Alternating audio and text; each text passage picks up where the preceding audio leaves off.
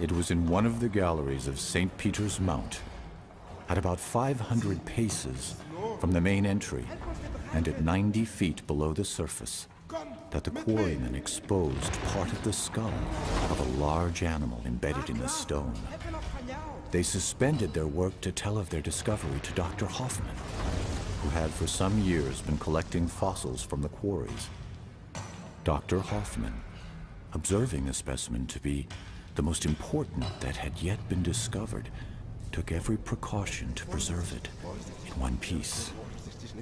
After having succeeded in removing a large block of stone surrounding it and reducing the mass to a proper condition, it was transported to his home in triumph.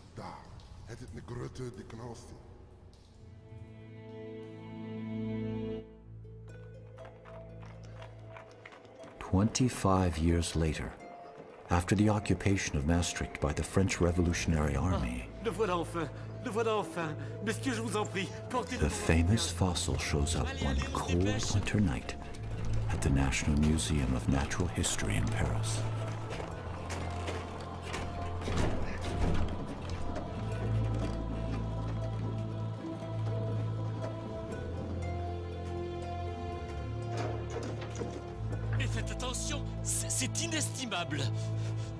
This strange thing they called at the time the unknown animal of Maastricht started to raise interest among the scientific community.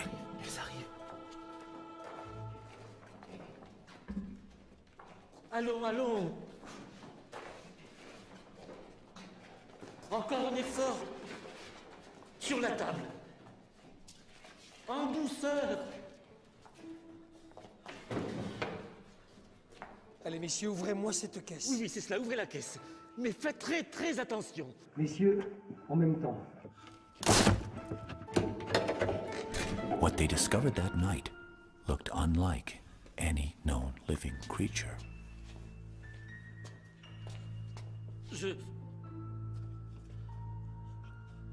Some thought it was a crocodile. Je crois que c'est un Others believed it to be a whale. Ce doit être plutôt Neither the shape of its teeth une baleine. nor the size of the jaws Regardez ses dents. helped them to determine its true identity. Mais c'est beaucoup trop gros pour un crocodile. Alors qu'une baleine me Back semble then, beaucoup plus appropriée. that is 40 years before the discovery of the first dinosaur. Nobody had ever thought that thousands of species could have lived and disappeared in a distant past. Maxillaire supérieur et la maxillaire inférieure. Monsieur le But everything was about to change.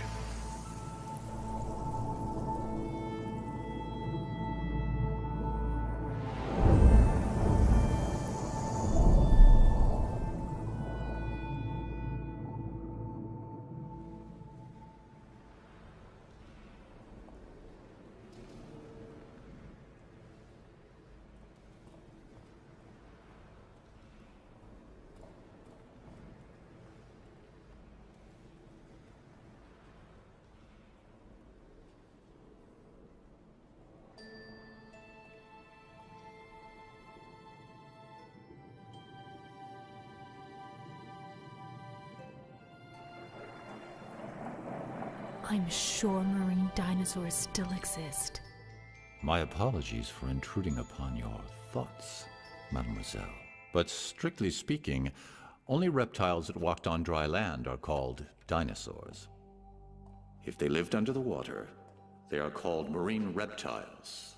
And they all disappeared a very, very long time ago. What happened? You'll see, Julie.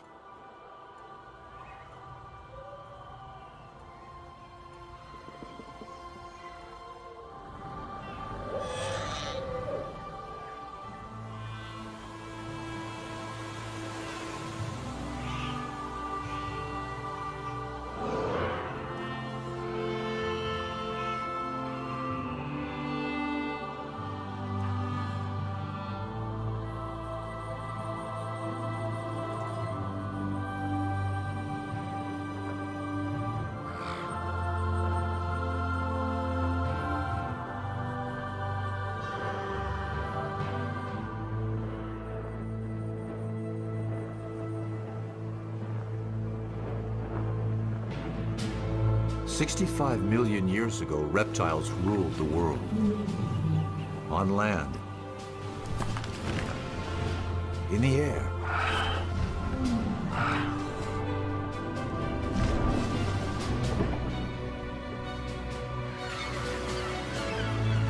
and reptiles were kings in all the seas as well.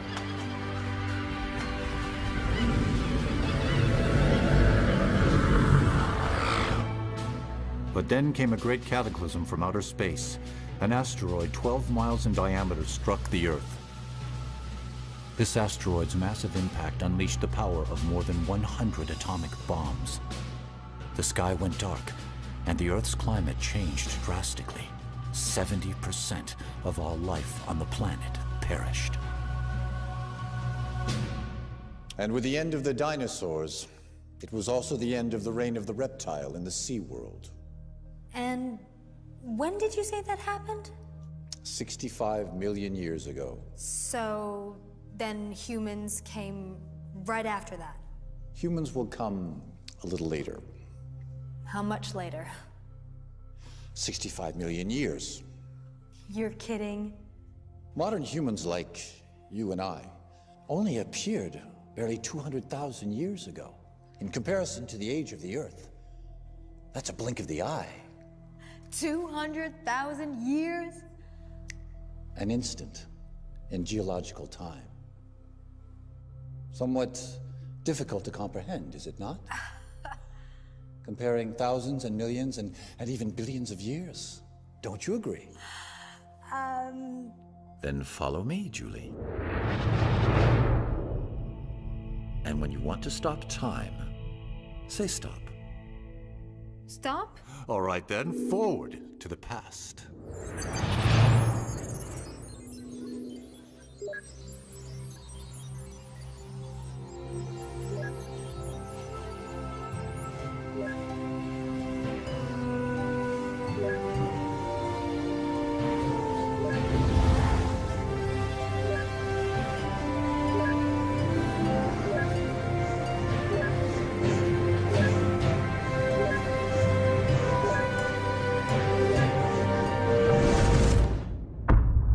Now, let's start slowly, from the beginning. Earth forms 4.5 billion years ago. Then, life appears but remains microscopic for 3 billion years. In this time spiral, only the last turn interests us. That leads to our time. Let's consider this as a 12-hour clock. 540 million years ago, at 2 o'clock, the primary era begins. Life grows and evolves in every environment. At 7:30, the secondary era, or the Mesozoic, begins. It is the age of reptiles. Including the famous dinosaurs. Yes, as well as flying and marine reptiles. The next and last era, the Cenozoic, is the age of mammals. On this clock, Homo sapiens, our minuscule species, appears just 8 seconds before 12. The Mesozoic takes place between the two major ecological crises that led to the extinction of many species on Earth, the largest at 7:30, and the last right there at 10 to 11. That one caused the extinction of the dinosaurs and large marine reptiles. But how did it start? Well, first, you'll need a microscope. Life on Earth starts in the water as bacteria 3.5 billion years ago. Slowly, this microlife evolves. Then, 650 million years ago, life becomes visible to the naked eye, soft-bodied organisms. The following 400 million years bring with them an explosion of life. New morphological forms appear, reaching considerable sizes.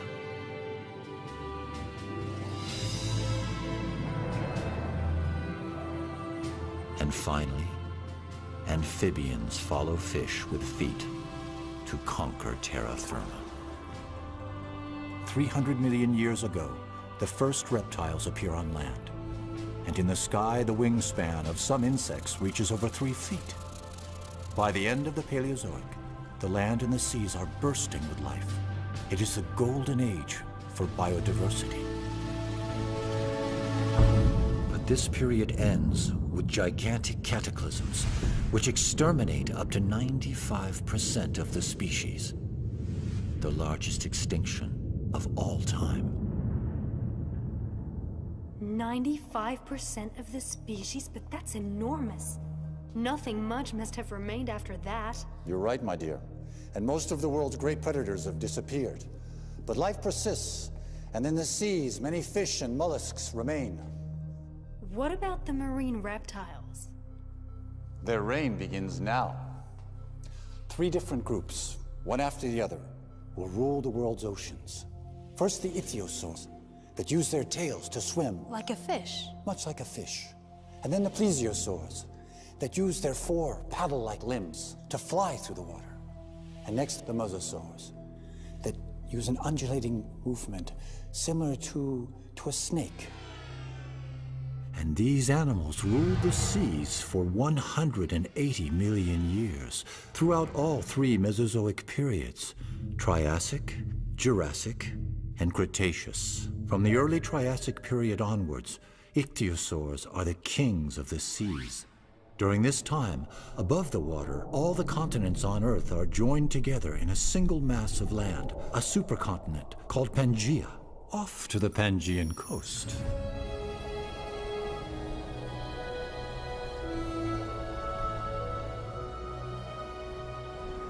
Switzerland? Yes. At this time, most of Europe is underwater, a shallow and warm sea.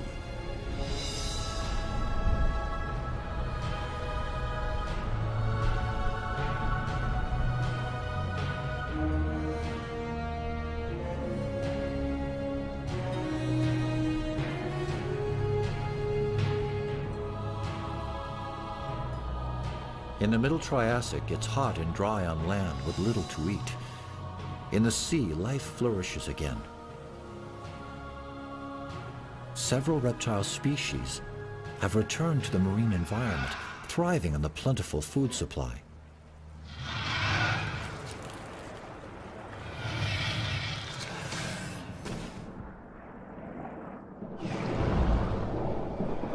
The Tanystropheus hold a world record.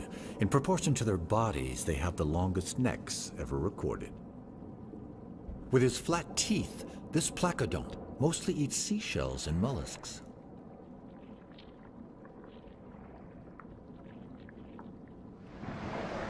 Aren't those turtles? Not at all, but they too have developed a tough armor to keep them relatively safe from the great predators of the Triassic, like the nothosaur.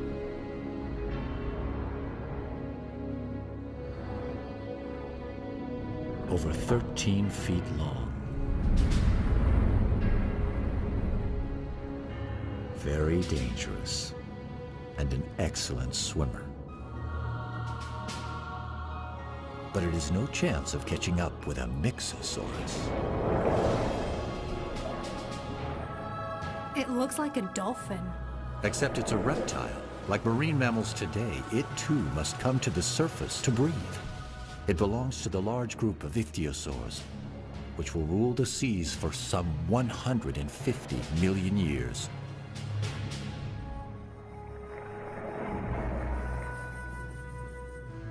That one doesn't seem quite big enough to rule anything.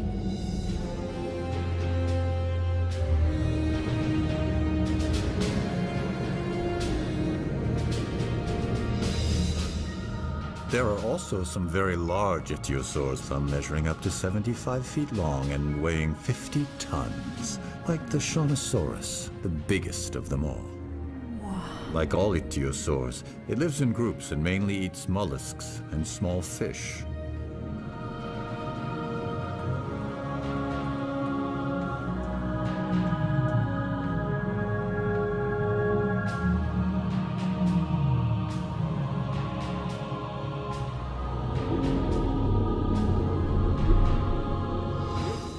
Dolphins and whales. That's right. They are even born in a similar manner. What do you mean? Well, let's hear from an expert. the paleontologist Ryosuke Motani. He has just finished studying some very fine specimens from a famous fossil site in Germany. Many ichthyosaur fossils have been found at Holzmaden with their bones intact, and even with the imprint of the skin on the rock, which helped us to know the position of their fins. Some ichthyosaur fossils are so well preserved that we can actually see fetuses inside the mother's bodies, and some even being born. Unable to get out of the water to lay their eggs like other reptiles, ichthyosaurs gave birth in the water. The babies came out tail first, like dolphins today. Another one of the ichthyosaur's characteristics are its huge eyes, protected by donut-shaped bones, able to withstand extreme water pressure. A Jurassic ichthyosaur, the Ophthalmosaurus, stands out in the animal kingdom as having the largest eyes in proportion to its body. With these enormous eyes, it could make out its prey in the darkness of great depths.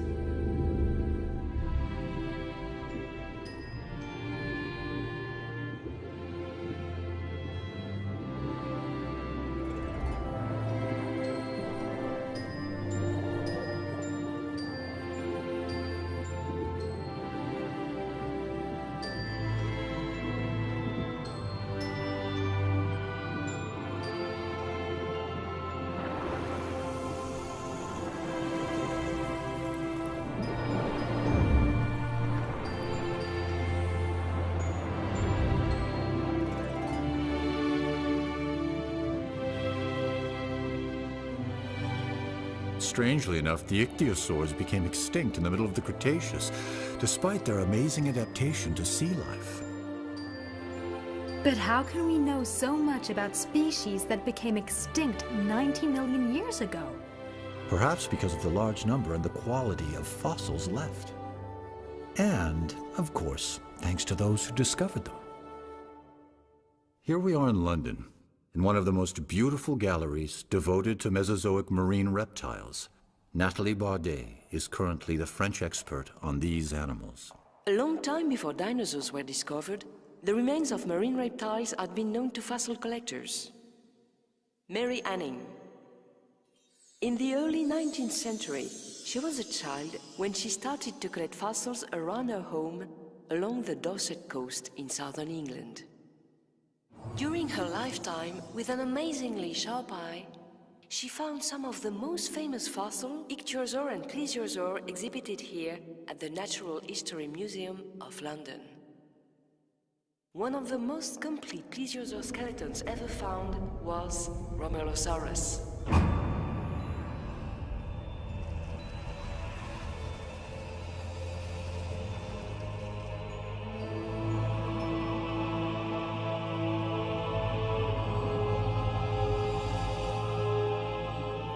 This early Jurassic predator was a powerful swimmer.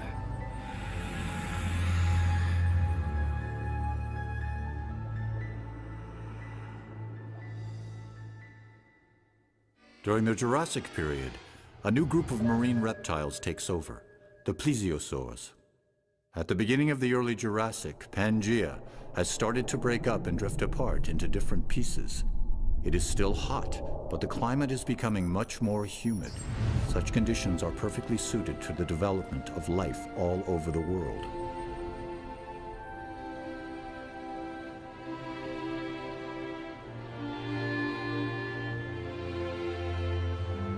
Now, this sure seems more pleasant than the Triassic did. The Jurassic is considered the golden age of dinosaurs, isn't it? In fact, it's the golden age of life in general, and even much more so for the reptiles. Be they earth, flying, or marine reptiles. With their 4 strong paddles, plesiosaurs soon become the new kings of the seas. The first dinosaur to be named is Megalosaurus, which means great lizard in Latin. A well-deserved name for a 30-foot-long carnivore with a huge appetite. Mollusks like ammonites and belemnites experience an unprecedented growth and are on the menu of most marine predators.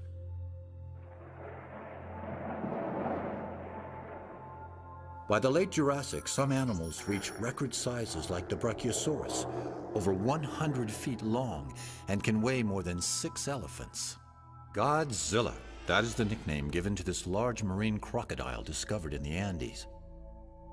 With large bony plates on its back, the Stegosaurus, a 3-ton plant eater, is a contemporary of the very first birds.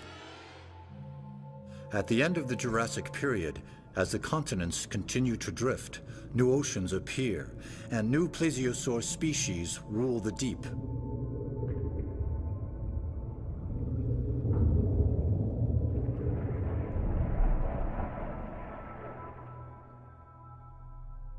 The Liopleurodon is most likely one of the largest ocean predators of the Mesozoic, measuring 49 feet or more.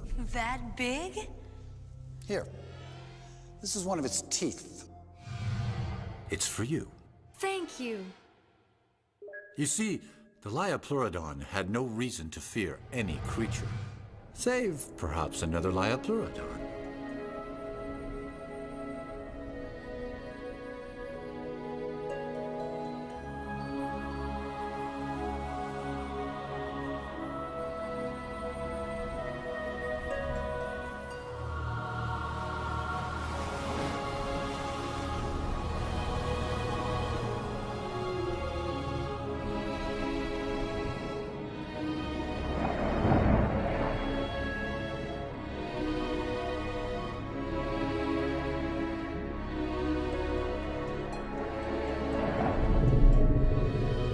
Here is a pair of Liopleurodon. The male is attempting to court the female. Look at her. 50 feet of sheer muscle, 4 deadly paddle-like limbs, and jaws about 10 feet long that hold teeth, even bigger than the one I gave you.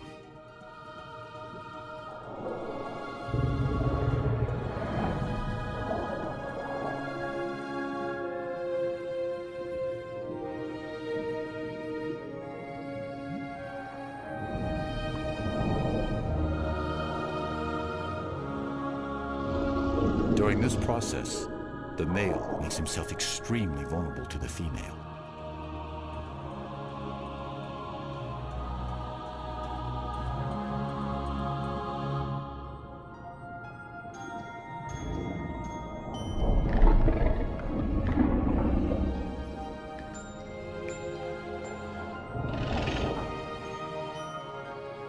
It seems to have worked.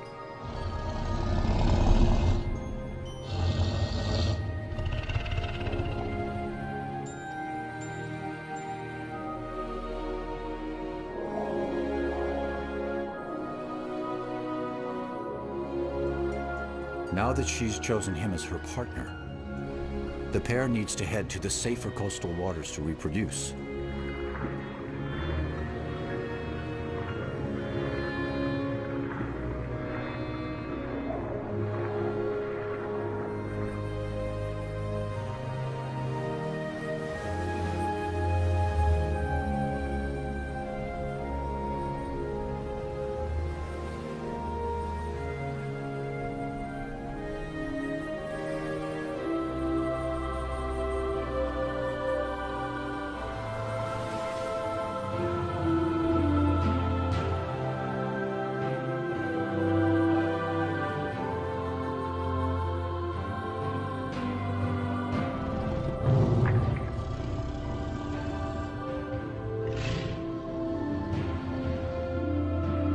Like sharks, the male Liopleurodon holds on to the female while mating.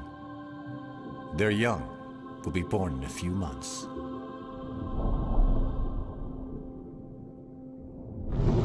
What happened?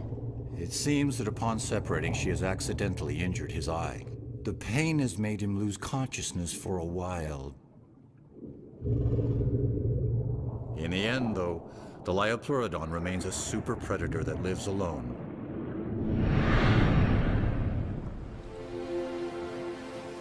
At the end of the Jurassic era, its territory spanned from Europe to South America. Here we are with Zulma Gasparini, who discovered the marine crocodile nicknamed Godzilla in the Andes. People believed for a long time that the world had always been the same as it is now. And it was only in 1915 that Alfred Wegener, a young German scientist, put forward a revolutionary theory he called the continental drift. Among the solid arguments that Wegener used to support his theory, a tiny marine reptile that lived 250 million years ago, the Mesosaurus, was to become unexpectedly important. Indeed, we have found on both sides of the Atlantic Ocean identical fossils of this animal. But considering the small size of the Mesosaurus, like the one we have here in this virtual aquarium, it is obvious they were much too small to cross an ocean as vast as the Atlantic on their own. The conclusion is inescapable. If they did not cross the ocean, then the very continents that contained their fossils must have separated.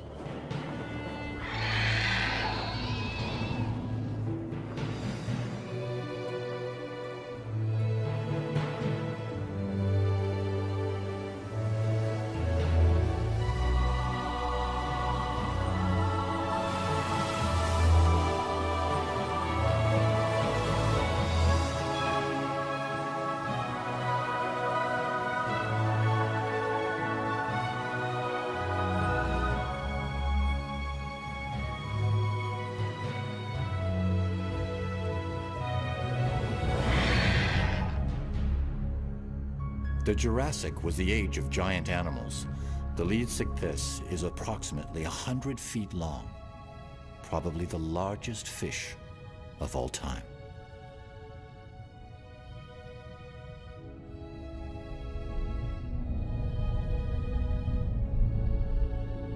What are these long-necked plesiosaurs called? Those are elasmosaurs. They're gulping down gastroliths, stones they swallow in order to help their digestion. So, what do they actually eat? Mollusks and a lot of fish, judging from their long, sharp teeth.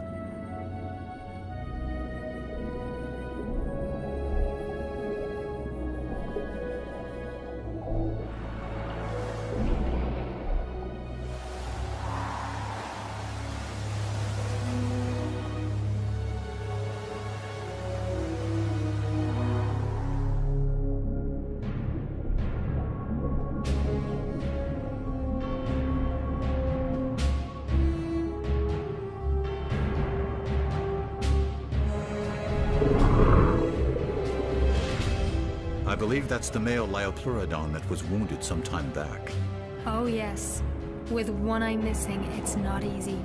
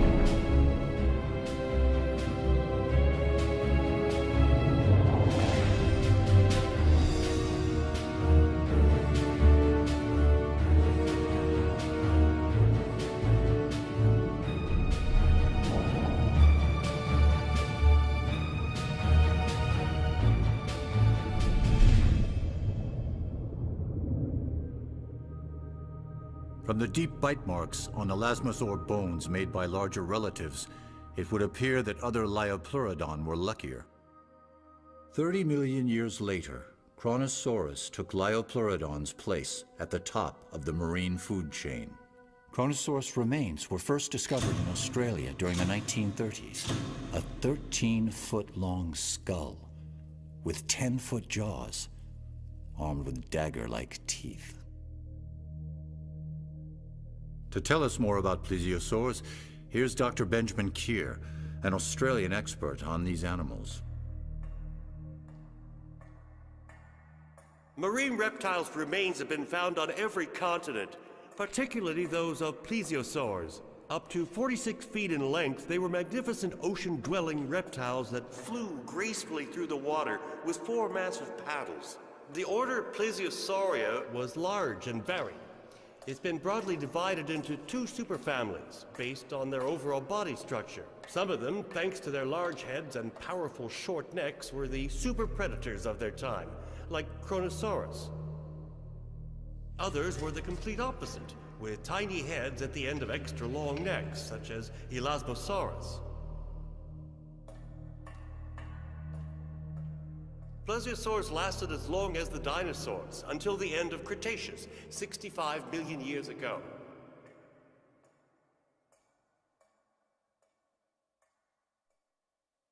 The late Cretaceous is the very last period of the Mesozoic era, and it is the age of mosasaurs.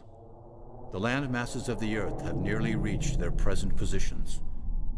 The interior seas of the Americas retreat, but Europe is still partly covered by shallow waters.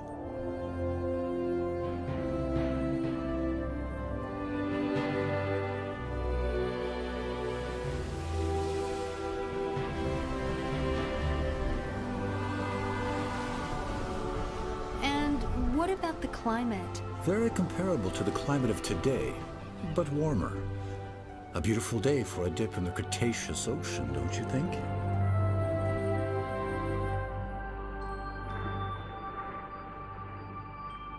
As has been the case for millions of years, mollusks are still a favorite meal for most predators.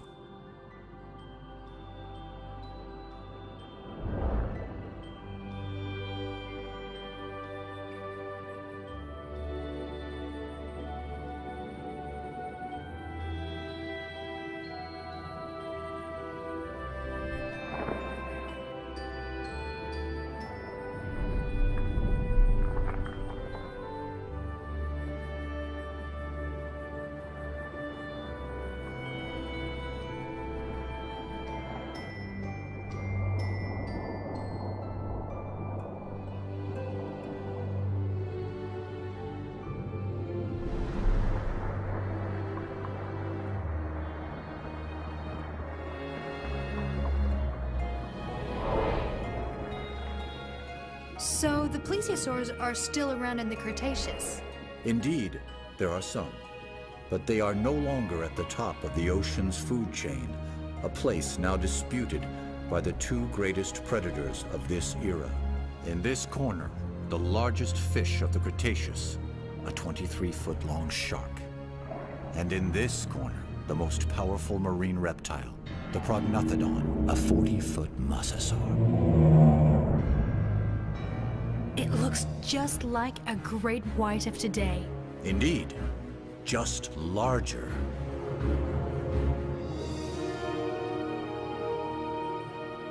But the shark is never going to measure up to that. We can't be too sure.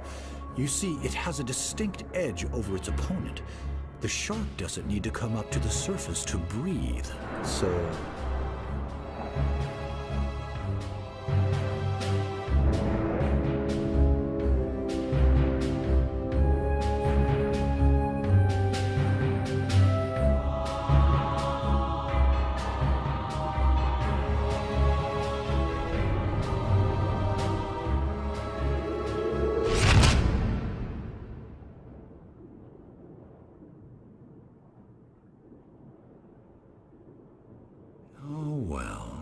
I told you the mosasaur was going to win.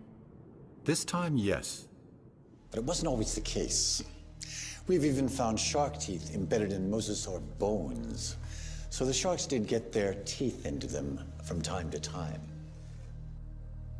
By the way, wasn't it a mosasaur that was found in a mine back in the 18th century?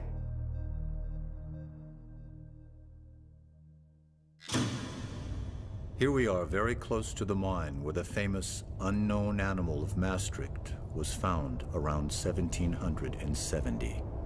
Like all paleontologists, Olivier Riepel knows this story very well.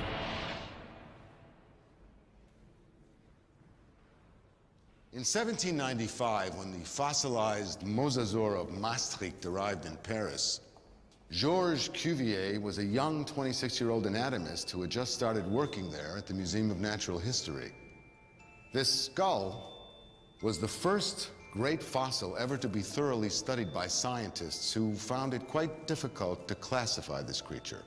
But it was Georges Cuvier who would provide the solution based on comparative anatomy. The reptile from the Meuse River, the mosasaur, was a giant sea lizard, a close relative of the monitor lizards. But this species became completely extinct before the dawn of time. And so, the mosasaur helped to support Cuvier's hypothesis that several universal cataclysms occurred on Earth in the distant past.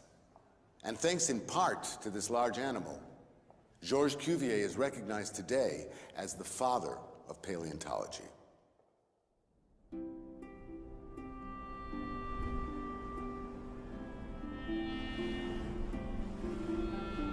At the end of the Cretaceous, the interior seaway running through the middle of North America had not yet completely disappeared.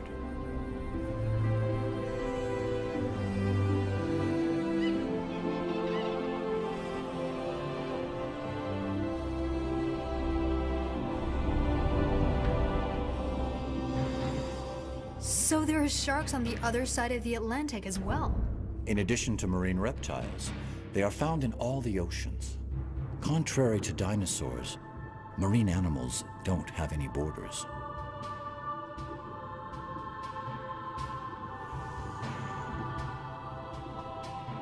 These are young 13-foot-long sharks. After hours of laying her eggs on the beach, this turtle is exhausted. Easy prey for starving sharks.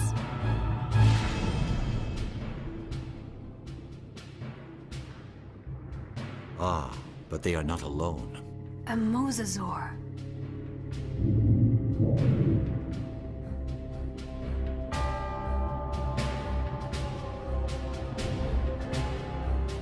This large predator truly is the marine equivalent of the famous T-Rex.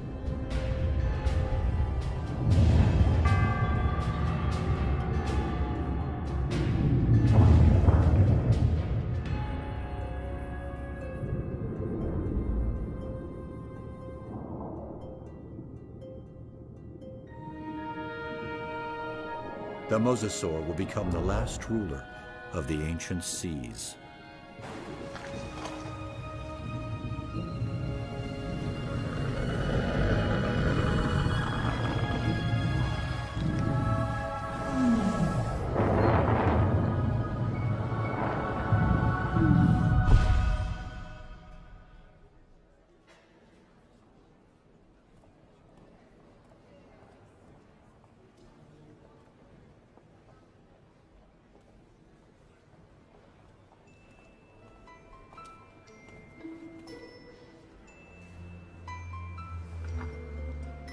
This is one of its teeth. It's for you.